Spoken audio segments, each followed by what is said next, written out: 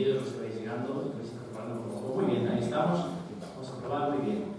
Y os propongo esta mañana entender algo que hace unos domingos Miguel nos dejó caer también, entender la ira en Dios como la expresión de la justicia de un Dios de amor. Fijaos qué juego de palabras. La ira en Dios, la expresión de la justicia de un Dios que por encima de todo es amor.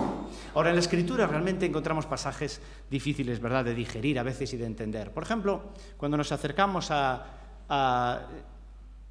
un segundito. Ahí no me aparece, no sé por qué. Bueno, debe ser un fallo en la presentación. Fijaros frases como estas que encontramos en el libro de los Salmos. Mirad, Salmo 137, versículo 9. Dichoso el que tomare y estrellare tus hijos contra la peña. Esto viene en la palabra de Dios, ¿eh? Salmo número 5. Oh Dios, castígalos, aborreces a todos los que hacen iniquidad, caigan por sus mismos consejos, por la multitud de sus transgresiones, échalos fuera. Salmo 59. Jehová de los ejércitos, despierta para castigar a las naciones, no tengas misericordia de todos los que se rebelan con iniquidad. Salmo 94. Jehová, Dios de las venganzas, muéstrate. Esto es palabra de Dios, inspirada por el Señor que viene en el libro de los Salmos. Claro, uno diría, hombre Esteban, esto son palabras de hombres, no es Dios que está diciendo esto. Bueno, podríamos decir eso, pero ¿qué es lo que dice Dios entonces? Y cuando vamos leyendo, encontramos pasajes en el Antiguo Testamento también que nos llaman la atención. Segunda de Reyes, capítulo 2, Dios envía a 2 osos a descuartizar a 42 chicos jóvenes. En las plagas de Egipto, que leemos tan rápidamente, la última plaga es la muerte del primogénito, del primer hijo de cada una de las familias del pueblo de Egipto. Y yo sé que eso como lo tenemos ya tan sabido, pero por un momento ponte en la piel de una familia del pueblo egipcio, una familia normal, que por el endurecimiento del corazón de Faraón perdió su primer hijo. El drama que supone esto para una familia. Entonces, cientos de familias o miles de familias sufriendo la muerte del primogénito porque Dios dijo que debería morir. Él mandó esta plaga. Ahora sí, el texto que aparecía ahí en 1 Samuel dice así, 1 Samuel 15, ve y hiere a Amalec, destruye todo lo que tiene y no te apiades de él. Mata a hombres, mujeres, niños y aun los de pecho, etcétera, etcétera. Y Dios ordenó cosas similares a los israelitas cuando estaban invadiendo la tierra prometida. Decidme, por favor, si no nos es difícil digerir que Dios no permita, Dios indica y ordena la matanza de personas que nosotros diríamos inocentes. Quizás toma mucho sentido la frase esta de Hebreos 10.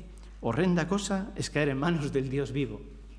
Y es el contexto de personas que han recibido la luz de Dios, que Dios se les ha revelado, les ha hablado y han decidido dar sus espaldas a Dios. Entonces, cuando uno recibiendo la luz de Dios decide dar las espaldas a Dios, horrenda cosa es caer en manos de Dios vivo.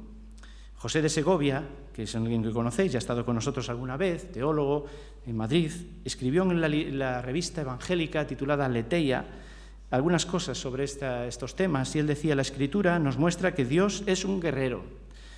Las matanzas de los cananeos por parte de Israel por mandato de Dios, la maldición en los Salmos, el diluvio, la pena de muerte, etcétera, etcétera. ¿Cómo puede ser legítimo todo eso ante el precepto de amar a los enemigos? Eso lo tenemos claro. Dios nos ha enseñado que Dios hay que amar a los enemigos. ¿Cómo encajamos esto cuando Dios ordena, manda que se persigan, que se maten a los enemigos? ¿Cómo se aplica esto hoy? ¿Es diferente el Dios del Antiguo Testamento del Dios del Nuevo? Este es un dilema que está ahí en la mente de muchas personas. ¿Hay textos que son inspirados y otros no? O, como nos planteamos en esta mañana, ¿hay incompatibilidad entre la ira de Dios y su amor? Voy a plantearos 4 elementos, 4 claves, digamos, que creo que nos pueden ayudar y dar luz para conciliar esa idea entre la ira en un Dios que es amor. Y estas 4 ideas son las siguientes. Tampoco figuran. Me está fallando la presentación. Sí, me está fallando la presentación. Perdonad, algo ahí que no se ha ajustado bien. Las 4 ideas son, primero, la necesidad de asumir nuestras limitaciones. Las limitaciones que tenemos para entender y conocer a Dios. La prepotencia del ser humano es querer entender mucho más allá, entender todo y entender a Dios metiéndolo así en las 4 paredes, ¿no? En segundo lugar, aplicar las reglas, cuando nos acercamos a los textos bíblicos, reglas de interpretación, para hacer una interpretación adecuada.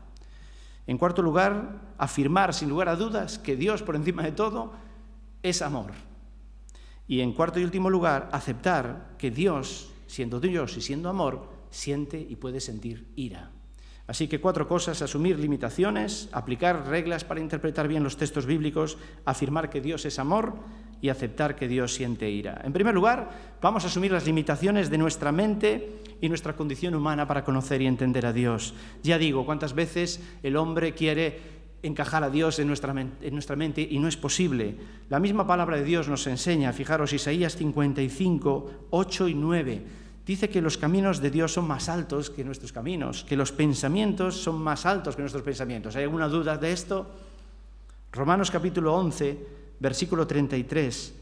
Oh, profundidad de las riquezas de la sabiduría y de la ciencia de Dios, cuán insondables son sus juicios e inescrutables sus caminos. Son palabras así como muy fuertes, pero están intentando describir lo que no cabe en ninguna. ¿Quién entendió la mente del Señor? Dice el apóstol Pablo. ¿Quién la entendió? Es que no hay manera. En Job hay varias referencias también. Isaías 45, ¿le dirá el barro al alfarero, ¿qué haces? ¿Alguien osará dirigirse a Dios y decirle, Dios, ¿qué haces? ¿Puede el alfarero decirle al barro eso? Job 36, 22. He aquí que Dios es excelso en su poder. ¿Qué enseñador semejante a él? ¿Quién le ha prescrito su camino? ¿Y quién le dirá, has hecho mal? ¿Quién le dirá esto, Dios?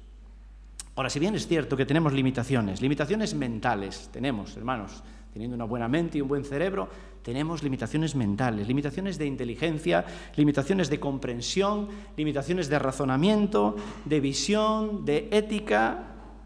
Tenemos limitaciones en muchos sentidos. También es verdad que, aunque sea una forma limitada y pobre, podemos acercarnos ligeramente a entender algo de esta ira y de este ejercicio de la justicia por parte de Dios. Porque todos tenemos, como ya consideramos más veces, un deseo de que se haga justicia. Cualquier cosa que vemos que nos parece injusta, algo surge dentro de nosotros, ¿por qué no llamémosle ira? Nos aira, nos indigna ver que ocurre algo que no debería ocurrir desde nuestro criterio, que no es justo.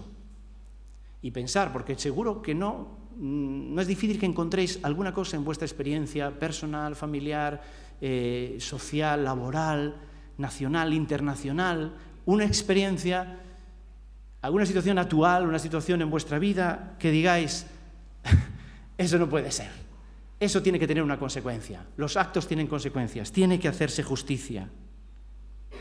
Y así lo entendemos en la vida cotidiana, en la vida de familia, en la vida social, en la vida educativa, en los colegios, institutos. Tiene que haber una ley, tiene que haber unas normas y tiene que haber un castigo si la ley y las normas no se cumplen. Y esto lo entendemos perfectamente, a pesar de nuestra mente humana y limitada. Pero ya digo, cuando vemos situaciones a nuestro alrededor que nos parecen injustas, nos indignan. Tenemos un sentimiento de indignación y clamamos que se haga justicia. Nosotros no estamos tan lejos de las expresiones de los salmistas, que nos pueden sonar muy fuertes así en frío, pero realmente no estamos tan lejos. Y a veces diríamos que estamos cerca del corazón de Dios, que es amor, pero que siente ira y actúa y actuará con justicia.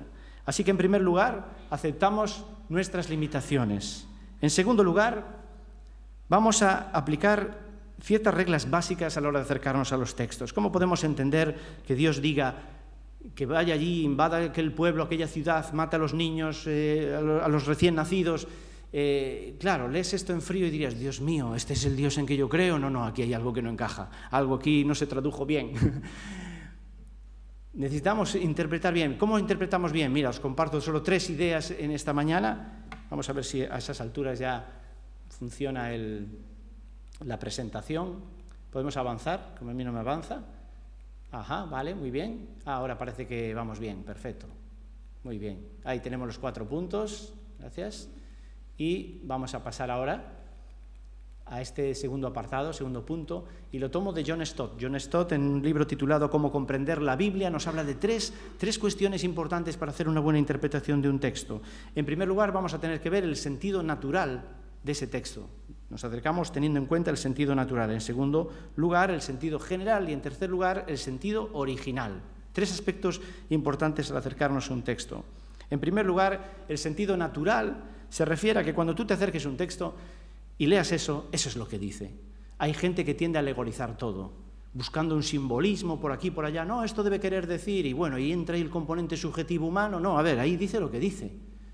Entonces, en primer lugar, el acercamiento al texto debe ser un acercamiento literal. ¿Qué ocurre? Que hay ciertos textos que vamos a ver que utilizan figuras del lenguaje, metáforas, y si utilizas una metáfora no puedes tomarte una metáfora en una aplicación literal, ¿entendéis? Entonces hacemos un acercamiento literal, pero respetamos que el texto, pues imagina un texto poético, es poesía. La poesía no la aplicamos literalmente, ¿entendéis?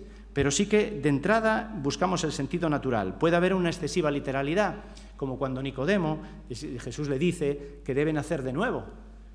Y Nicodemo hace una excesiva literalidad. ¿Cómo? Voy a meterme otra vez en la barriga de mi madre y volver a nacer. Pero el principio está ahí y nosotros seguimos enseñando que hay que nacer de nuevo.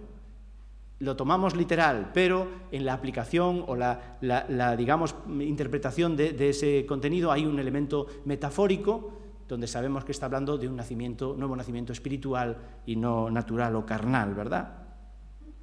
Así ocurre, por ejemplo, y pongo este ejemplo ya que estamos leyendo Génesis en la lectura sistemática de la Biblia, cuando leemos que Dios se arrepintió. Fijaros qué complicado es tomar eso totalmente literal, literalmente literal. Dios se arrepintió, lo viene en Génesis 6 y en Éxodo 32. Esto es, así llaman los que saben del lenguaje, un antropomorfismo. Quiere decir atribuir cualidades humanas a Dios para acercarlo a nuestro lenguaje y a nuestra comprensión. Parece que si dice eso podemos entender un poquito más, se humaniza un poquito a Dios. Pero, claro, imaginaros la interpretación literal de que Dios se pueda arrepentir de algo. Es imposible. ¿Quién se arrepiente? Se arrepiente el que se ha equivocado. Se arrepiente el que ha cometido un error. Entonces, o Dios es perfecto, o Dios es imperfecto. Entonces, si yo cojo este texto y digo, no, Dios se arrepintió, ¿ves? Alguien dirá, ¿ves? Vuestro Dios es un Dios que también se equivoca. No, perdona, vamos allí, vamos a ver que en ese contexto esta palabra se ha usado en los términos que humanamente los usamos, o es una figura que está ahí utilizada para que podamos entender un poquito el pesar que Dios sintió en su corazón, el dolor profundo, cuando vio que el ser humano decidió vivir a sus espaldas. Dios le dio la libertad y en su libertad decidió pasar de él. Y así vivió en los tiempos de Noé, donde no había, no siendo él y su familia, no había temor de Dios. Y ahí el gran pesar del corazón de Dios diciendo, Dios mío, ¿qué he hecho? ¿Pensáis que se arrepentía? ¿Pensáis que pensó que se equivocó? No, solo estaba diciendo, siento profundamente que el ser humano haya decidido darme las espaldas. Sí, como resultado ejecuta uno de los juicios, si no el más impactante en la historia de la humanidad, un diluvio que se cargó a toda la humanidad, excepto 8 personas y animales. El sentido natural, en primer lugar. En segundo lugar, tenemos que entender el sentido general. El sentido general, como nos puede dar idea, se refiere a que cuando yo estoy viendo un texto bíblico, tengo que verlo un poquito más amplio, dentro del contexto de toda la Escritura, como siempre decimos, ¿verdad? Versículos a continuación, versículos antes, capítulos a continuación, capítulos antes, Nuevo Testamento o Antiguo Testamento o Biblia. Vemos el contexto más amplio y eso es lo que nos ayuda a no coger un texto y con eso, como se ha hecho muchas veces y han hecho muchas sectas, han cogido un texto, lo han sacado de ahí y con eso han podido afirmar algo que es totalmente contrario al resto de la palabra de Dios. Entonces, una norma básica es que si tú vas a interpretar un texto que te choca en algún sentido, tienes que ver cómo encaja cuando tú ves todo el resto de enseñanza de la palabra. Cuando dice que Dios se enciende en ira y entonces actúa con esos juicios de su parte, en ese contexto tenemos que ver qué está pasando, y qué está pasando en los versículos siguientes, los anteriores, y qué está pasando en general, cómo es Dios en general en toda la Escritura, y así podemos darnos cuenta qué significa. Cuando dice que Dios aborrece al que comete pecado, tenemos que ver qué quiere decir en la Escritura. Podemos entonces afirmar que Dios aborrece al que comete pecado, es decir, Dios aborrece al pecador, es decir, Dios nos aborrece a todos porque cometemos pecado. ¿Creéis que podemos llegar a afirmar algo así? Porque en momentos sí que dice que Dios aborrece al que comete pecado. Vamos a ver en el contexto de la Biblia. Y muy relacionado con esto es el contexto también, es el sentido original, lo original, es decir, atiende al contexto histórico y cultural. ¿En qué estaba ocurriendo en aquel momento? ¿Qué características de aquella cultura? ¿Qué quiso decir el autor en ese momento? No lo que a mí me parece que quiso decir o lo que a mí me gustaría que dijese, sino lo que él dijo en aquel momento. En ese trasfondo, en aquella situación que vivía, en esa cultura hebrea, griega, romana, etc. Y en ese sentido el lenguaje cambia. Una palabra en el contexto hebreo, y hay muchos materiales que nos ayudan a poder verlo, es distinto a esa misma palabra en el contexto nuestro, más latino. Y una palabra en el contexto griego también. Entonces, cuán importante es cuando algo me choque diciendo, bueno, esta palabra vamos a ver, ¿de dónde viene? ¿Quién la dijo? ¿En qué contexto? ¿En qué idioma? Y esto nos va a ayudar a hacer una mejor interpretación. Los salmos tienen que ver con circunstancias históricas y sociales específicas y tienen que ver con emociones personales, como podemos ver. El salmista ahí vuelca su corazón. Y hay que tener cuidado con la interpretación de los salmos que se llaman imprecatorios. Son los que mencioné al principio. Son salmos imprecatorios en los que se pide que Dios venga y haga justicia y se cargue lo que haga necesario, y que haya venganza, hay un sentimiento de venganza para que Dios venga y haga justicia sobre el mal. Esos salmos, el salmista expresa sus sentimientos, desahoga su ira y pide cosas muy desagradables en forma de venganza. De dichos salmos no se pueden extraer lecciones teológicas ni doctrinales, aunque sí que nos enseñan cosas acerca de Dios, acerca del ser humano, de las emociones humanas y de la relación entre el hombre y Dios. Matt Layton, que es teólogo y escritor, también en la revista Aletheia, decía en relación a los salmos imprecatorios que lo que allí se hace es pedir, lo que los hombres hacen es pedir a Dios lo que ya ha prometido. Y hace una conexión en el Antiguo Testamento con las ordenanzas de Dios en cuanto a que iba a actuar con justicia ante aquellas personas que vivían apartadas de Él. El salmista lo que está es pidiendo que eso se haga realidad, que Dios cumpla lo que ha prometido. No son manifestaciones de venganza personal, sino que son peticiones para justicia y para defender la gloria de Dios. Tener en cuenta el contexto. Yo no puedo tomar un versículo que tiene que ver con la destrucción de los cananeos para cargarme a mi vecino, ¿verdad? Las destrucciones en la conquista de Canaán, donde Dios no es que permita, sino que Dios ordena que mate a todos, incluyendo los niños, no pueden ser entendidas si no conocemos el contexto, lo que estaba pasando en ese momento y las implicaciones que tendría si Dios no hubiese actuado como actuó en ese momento. ¿Qué implicaciones estaban teniendo y podrían llegar a tener sobre el resto de la humanidad? Y es cuando entramos allí, aun con nuestra mente limitada, sin poder entender todo, que podemos entender un poquitito más de que Dios no hace nada a capricho y de que su ira y su justicia aplicada tiene todo un sentido. Así que decíamos, en primer lugar, asumir las limitaciones, en segundo lugar, aplicar las reglas de hermenéutica, de interpretación adecuadas a los textos, y en tercer lugar, afirmar sin lugar a dudas que Dios es amor. Por encima de todo, Dios es amor. Entonces, ¿cómo podemos entender que Dios diga que aborrece no solo al pecado? A veces dices, ¿verdad? Hay textos bíblicos que dice que Dios aborrece al pecador. ¿Cómo se casa eso con el concepto de amor de Dios? De nuevo, hay que tener cuidado con la literalidad. Mirad este texto que tenéis ahí delante. Si alguno viene a mí y no aborrece a su padre, a su madre, a su hijo, hijos, hermanos, hermanas y a su propia vida, no puede ser mi discípulo. ¿Entendéis viendo este texto que uno debe aborrecer, rechazar, odiar a sus padres y a su familia? ¿Alguien lo interpreta así? Probablemente no, ¿verdad?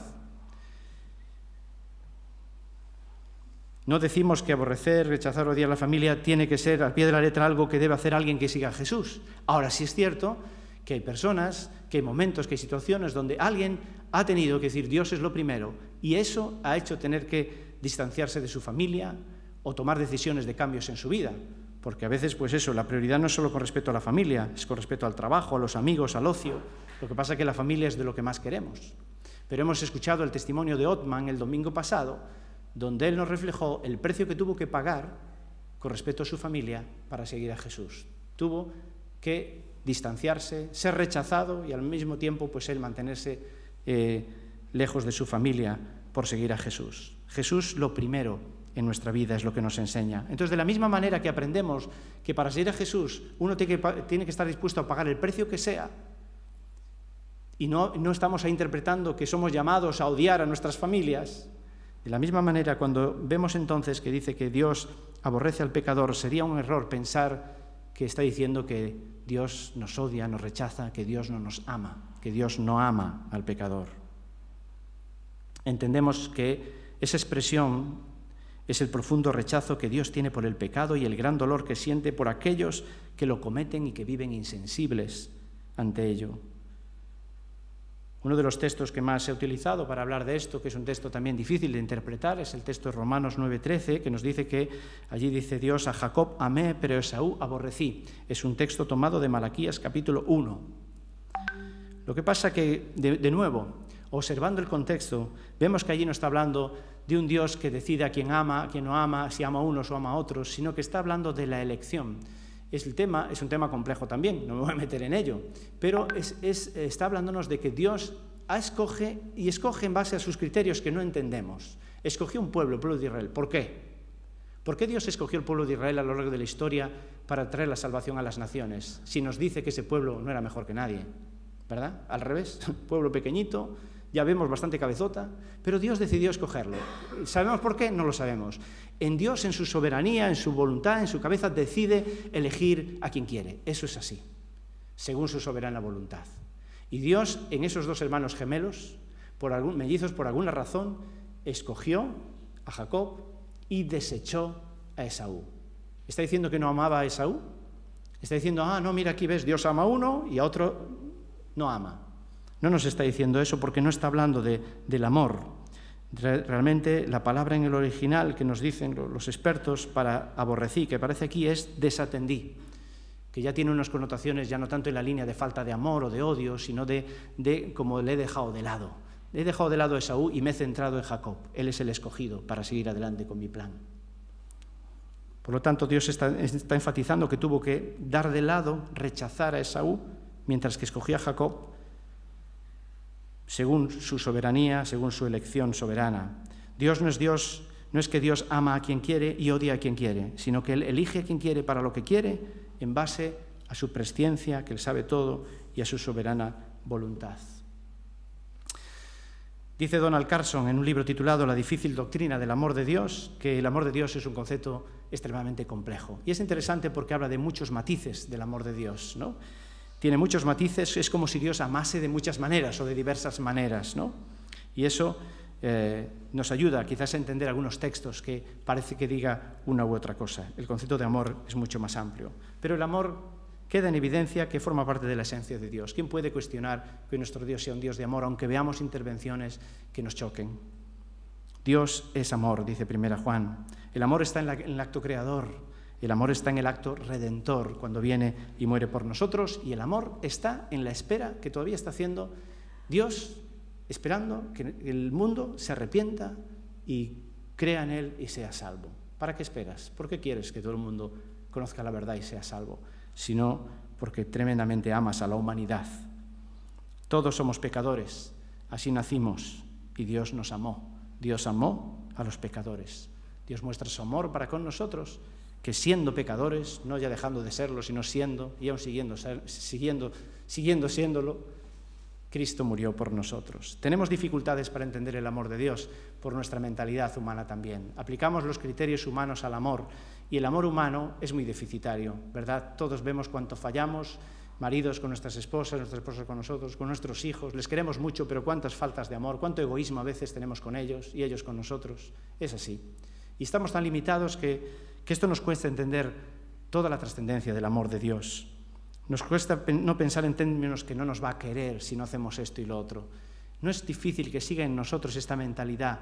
Has sido malo, Dios no te quiere. Esta semana no has leído mucho la Biblia, Dios debe estar enfadado contigo. ¿De verdad tú crees que Dios es así? ¿Es un padre de esta manera? ¿Que Dios se enfada contigo y ahora no te hablo? ¿Verdad?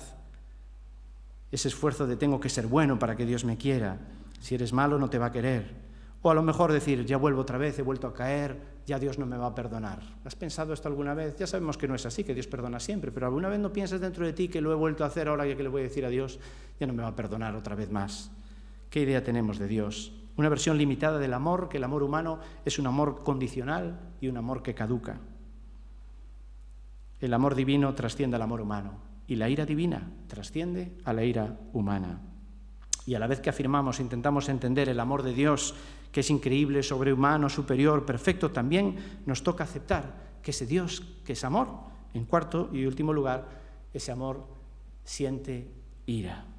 Dice Donald Carson, la ira, a diferencia del amor, es uno de los atributos intrínsecos de Dios, no es, uno de los atributos intrínsecos de Dios, sino la reacción de la santidad de Dios contra el pecado. La ira no es un atributo de Dios, el amor sí.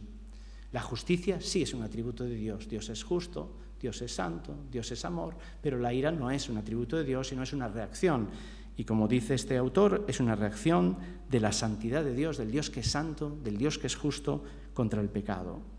Así que, en cuarto y último lugar, veíamos en primer lugar asumir nuestras limitaciones para comprender a Dios y sus maneras de actuar. En segundo lugar, aplicar las normas de interpretación para acercarnos a los textos bíblicos. En tercer lugar, afirmar sin lugar a dudas que Dios es amor, es incuestionable. Y en cuarto y último lugar, aceptar que Dios puede sentir ira. Dice la RAE, tomo un diccionario nuestro, normal, que la ira es el sentimiento de indignación que causa enojo, apetito o deseo de venganza. No está muy lejos esta definición de lo que podemos encontrar en un diccionario bíblico sobre la palabra de ira. La ira aparece en la Biblia más de 200 veces, el término ira. Para nosotros, hablar de ira suele tener una connotación negativa. No sé si alguien aquí, cuando hablamos de ira, le hace pensar en algo bueno, pero casi normalmente la ira la vemos como algo negativo. Y cuando nos acercamos a la lista de pecados y conductas pecaminosas que aparecen en Colosenses 3, en Efesios 4 y en Gálatas 5, la ira es como algo negativo, pero porque está en el contexto de una acción pecaminosa, dentro del que miente, el que trata mal al otro, el que murmura del otro, el que... Dentro de ese contexto de pecados, de conductas pecaminosas, está la ira, con lo cual ahí la ira está muy relacionada con una conducta de pecado.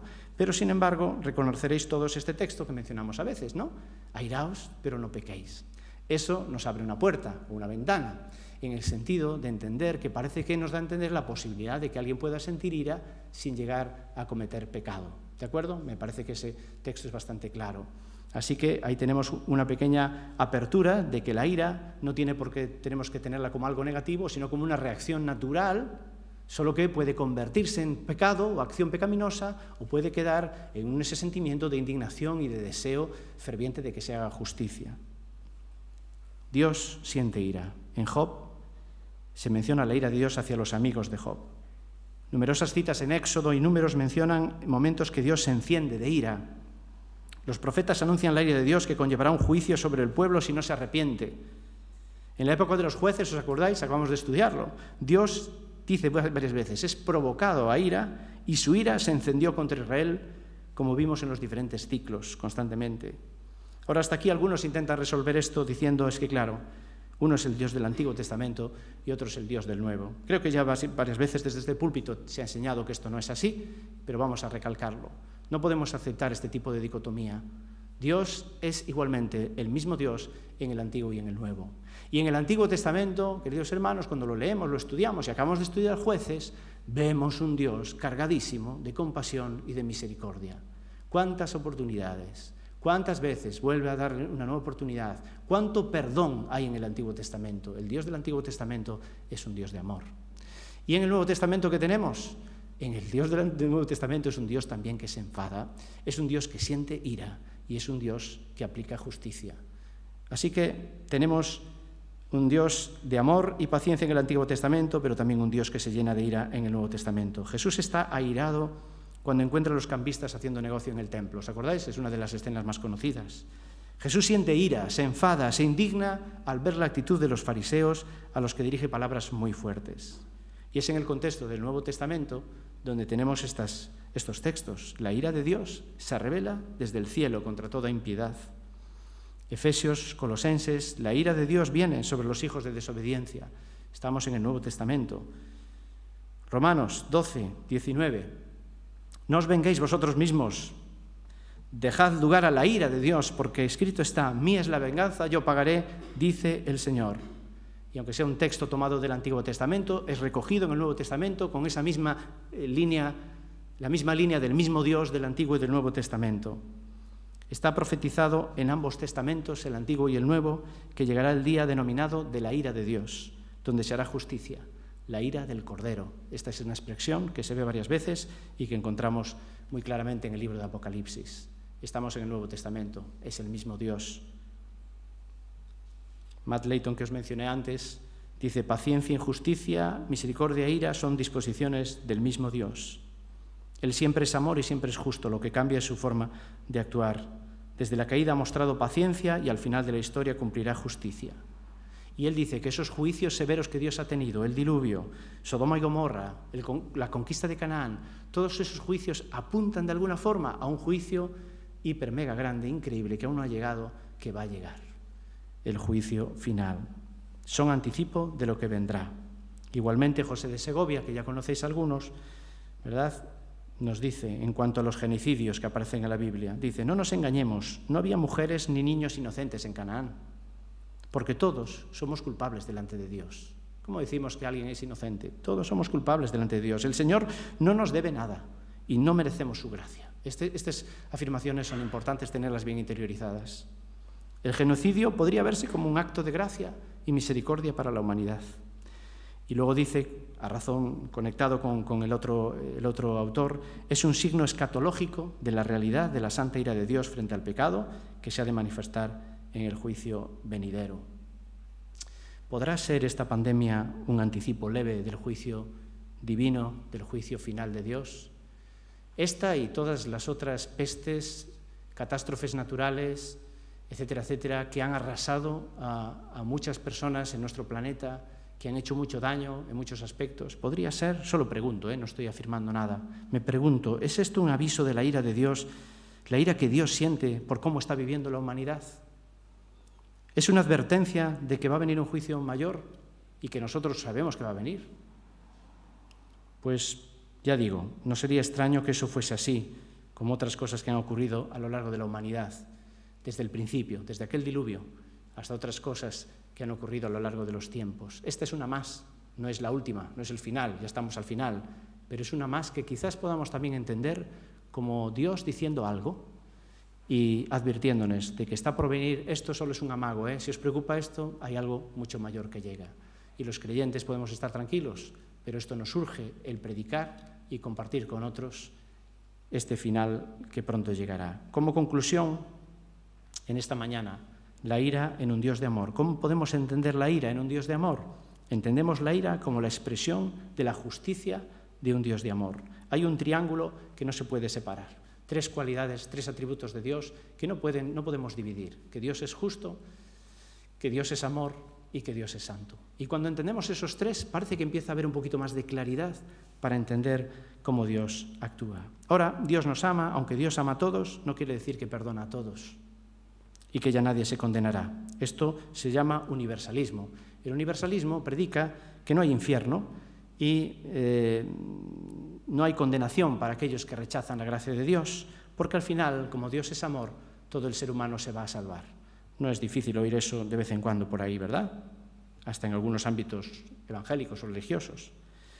Plantean que al final eso, Dios es amor, pero Dios es amor, pero Dios es justo. Y la enseñanza está clara, que el que cree será salvo, pero el que no cree ya ha sido condenado. Juan 3:36, el que cree en el Hijo tiene vida eterna, pero el que rehúsa creer en el Hijo no verá la vida, sino que la ira de Dios está sobre él.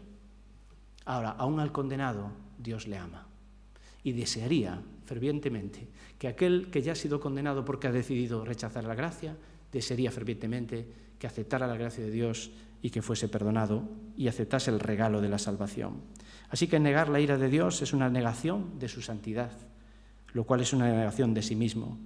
Dios es amor, por lo tanto, incluso su ira es una consecuencia de su amor. Dios nos ama, Dios te ama. Es un mensaje que a menudo decimos y es verdad, no hay ninguna duda de esto.